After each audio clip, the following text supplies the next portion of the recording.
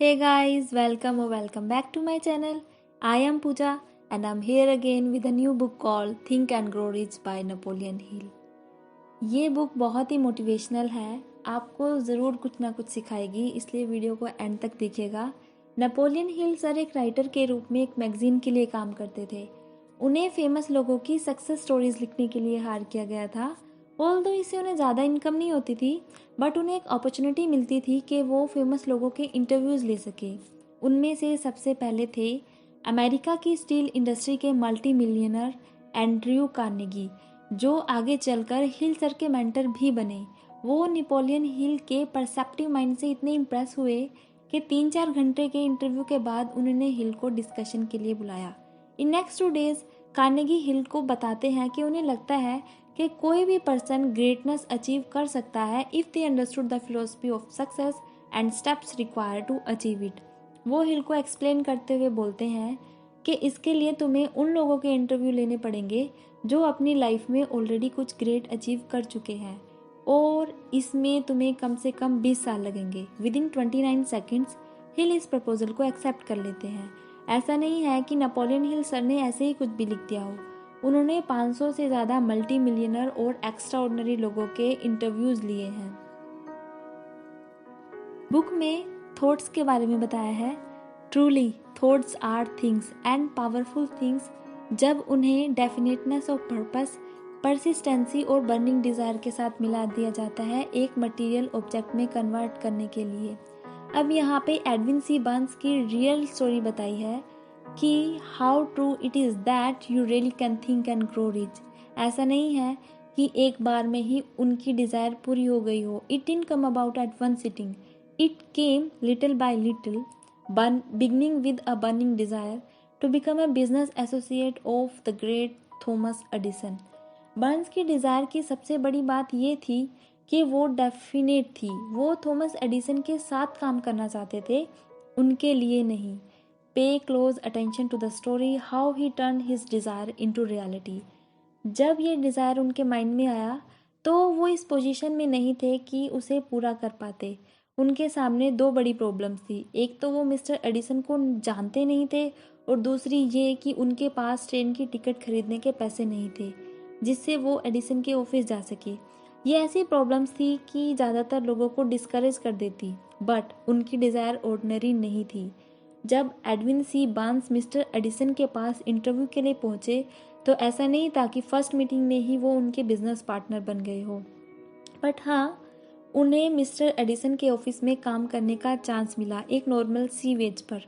महीनों बीत गए, कुछ भी ऐसा नहीं हो रहा था जिससे वो अपने गोल के ज़रा से भी पास पहुंच पाते। बट मिस्टर बर्न्स के माइंड में बहुत इम्पोर्टेंट चल रहा था। वो अपने एडिसन के साथ बिजनेस एसोसिएट बनने की डिज़ायर को और ज़्यादा इंटेंसिफाई और मजबूत कर रहे थे। वो पूरी तरह से रेडी थे मिस्टर एडिसन के बिजनेस एसोसिएट बनने के लिए।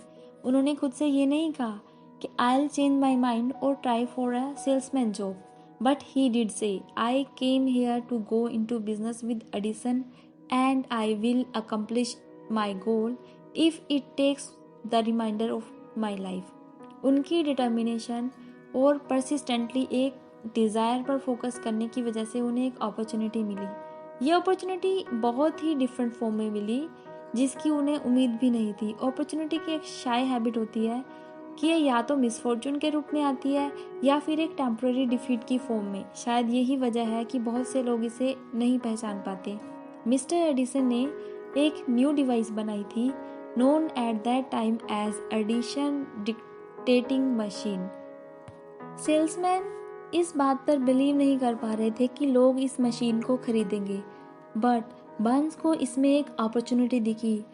उन्होंने मिस्टर एडिसन को बोला he could sell this machine, तो एडिसन ने उन्हें एक चांस दिया and Barnes did sell the machine. In fact उन्होंने उसे इतनी सक्सेसफुली बेचा कि एडिसन ने कॉन्ट्रैक्ट दिया to distribute and market it all over the nation. इस बिजनेस एसोसिएशन में बर्न्स ने खुद को पैसे में तो अमीर बनाया ही था, but he did something indefinitely greater.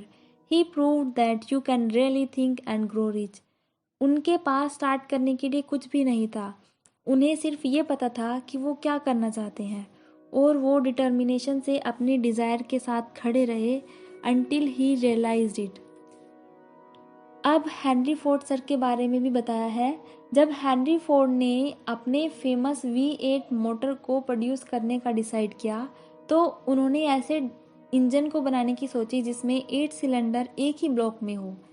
जब उन्होंने अपने इंजीनियर्स को वो इंजन बनाने को बोला तो इंजीनियर्स बोलते हैं it is simply impossible to cast an 8 cylinder engine block in one piece. तब फोर्ड बोलते हैं produce it anyway, but they replied it's simply impossible, go ahead, Ford commanded, and stay on the job until you succeed, चाहे जितना भी time लगे। 6 महीने बीत गए, कुछ नहीं हुआ। Another 6 months passed and still nothing।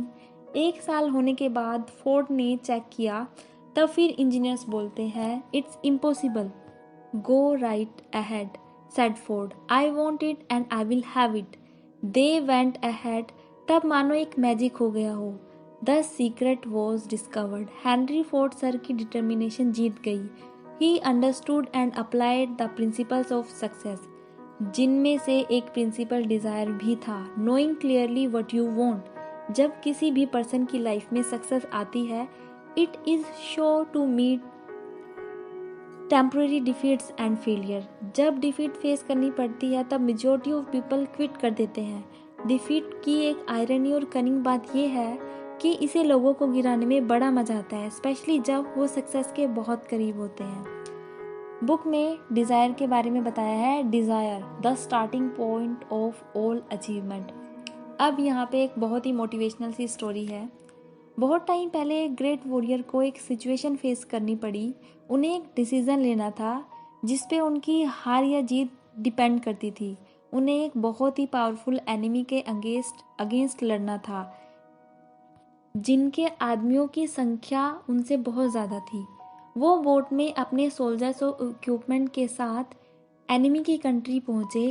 वहाँ पहुँचकर उन्होंने सोल्जर्स और इक्विपमेंट को उतारा और ऑर्डर दिया कि जिन शिप्स में वो आए थे उन्हें जला दो। He said you see the boats going up in smoke. ये शिप्स धुआं बनकर जा रही है, इसका मतलब ये है कि हम इस जगह से तब तक जिंदा वापस नहीं जा सकते जब तक हम जीत नहीं जाते। हमारे पास और कोई चॉइस नहीं है, वी विन और वी पेरिश। दे वोन। हम सब अगर जीतना चाहते हैं तो हमें भी इतनी हिम्मत होनी चाहिए to cut all sources of retreat. You need to burn all bridges behind you, left no possible way to retreat, either you win or perish. आगे 6 वेज बताए हैं to turn your desire into gold. इस method से आप अपनी desire for riches को financial equivalent में convert कर सकते हैं। First, fix in your mind the exact amount of money you desire. सिर्फ ये बोलने से काम नहीं चलेगा कि मुझे बहुत सारा पैसा चाहिए, आपको एक अमाउंट फिक्स करना पड़ेगा। अब ये फाइंड आउट करो कि आप उस अमाउंट के बदले रिटर्न में क्या करोगे, because there is no such reality as something for nothing.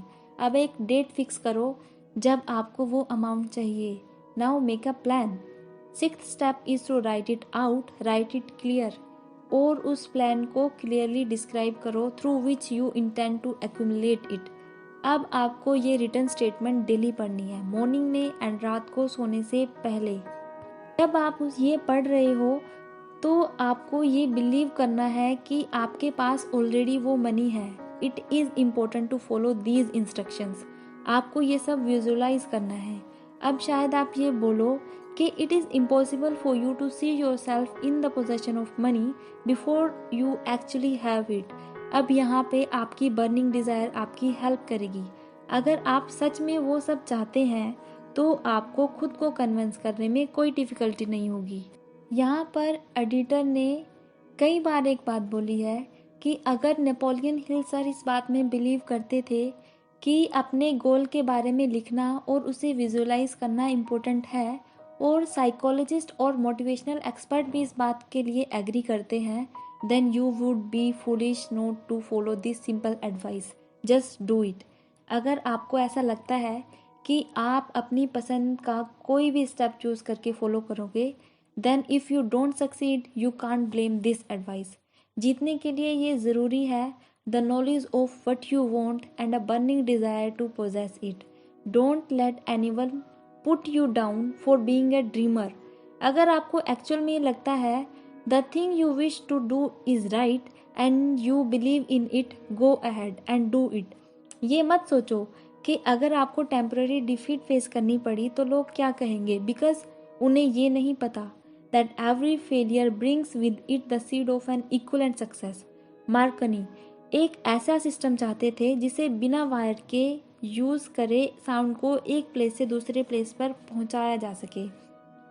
आपको ये जानकर हैरानी होगी कि जब उन्होंने ये अनाउंस किया कि उन्होंने वो प्रिंसिपल डिस्कवर कर लिया है तो उनके फ्रेंड्स उन्हें हॉस्पिटल ले गए।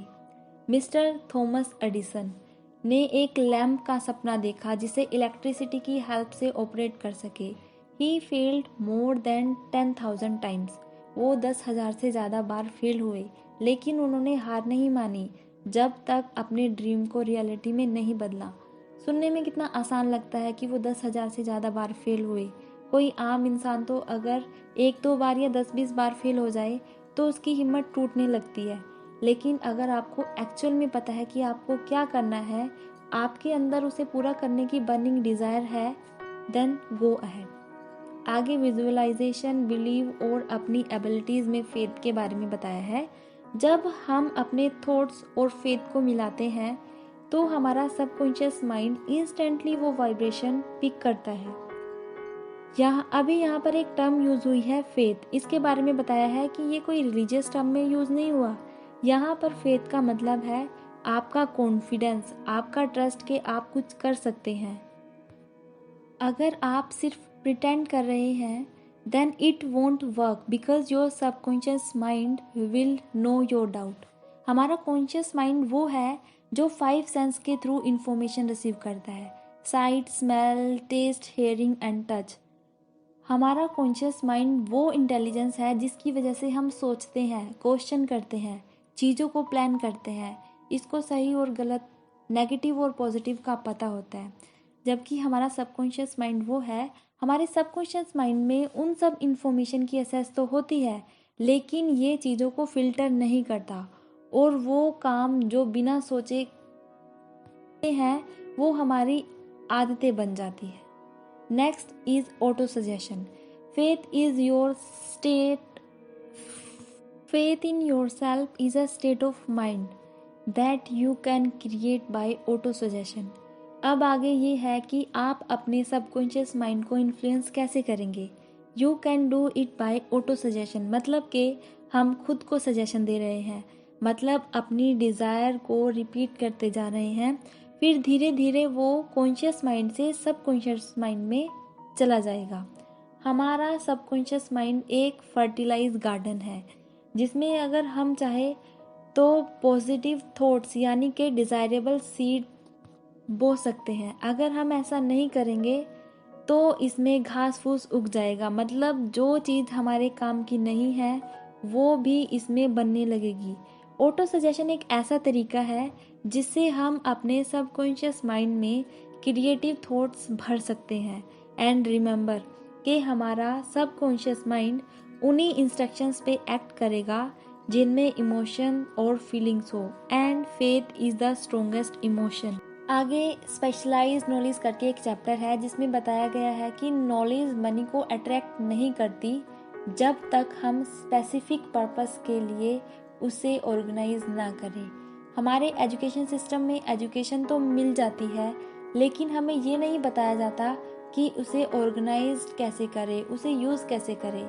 अगर हमारे पास कोई स्पेशलाइज नॉलेज है तो ये हमारे लिए हेल्पफुल हो सकती है, बट इसका मतलब ये नहीं है कि जिनके पास ये नहीं है वो कुछ नहीं कर सकते। Mister Thomas A Edison had only 3 months of schooling. Mr. Henry Ford had less than a 6th grade schooling. Remember, the idea is the main thing. Specialized knowledge may be found just around the corner. Next is imagination. Imagination वो workshop है where all plans are created. Imagination से ही हमारे desire को एक shape मिलती है, एक form मिलती है। जो भी हम अपने आसपास देखते हैं वो कभी ना कभी किसी ना किसी के माइंड में तो इमेजिन किया होगा, तभी तो उसका प्रैक्टिकल फॉर्म हमारे सामने है। किसी भी सपने को पूरा करने के लिए इमेजिनेशन का बहुत बड़ा हाथ है। Next is organised planning. किसी भी चीज़ की शुरुआत एक आइडिया से होती है, वो हमारे डिज़ायर बनती है, फिर हम उसके बारे में इमेजिन करते हैं। अब हमारे पास एक ऑर्गेनाइज्ड प्लान भी होना बहुत ज़रूरी है। अगर एक प्लान सक्सेसफुल वर्क नहीं करता, replace it with a new plan. If this new plan fails to work, replace it with still another and so on. ये वो टाइम है जब आपको फेलियर का सामना करना पड़ेगा, बिकॉज हम परसिस्टेंटली उस काम को नहीं कर रहे होते। For success we need to plan that are practical and workable. बस एक बात याद रखो, अगर आपका प्लान काम नहीं कर रहा, ये सिर्फ एक टेम्पररी डिफीट है, कोई परमानेंट फेलियर नहीं है। जितनी अच्छी आपकी ऑर्गेनाइज्ड प्लानिंग होगी, उतना ही अच्छा आपका अचीवमेंट भी होगा। Most of us are good starter but poor finisher of everything we begin. Now after planning it's time for decision. अब इस वीडियो को मैं सेकंड पार्ट में कंटिन्यू करूँगी, नहीं तो वीडियो बहुत लंबी हो जाएगी। This is all about this video. अगर आपको इन्फॉर्मेशन अच्छी लगी हो, please do hit the like button and also subscribe to the channel. Thank you so much.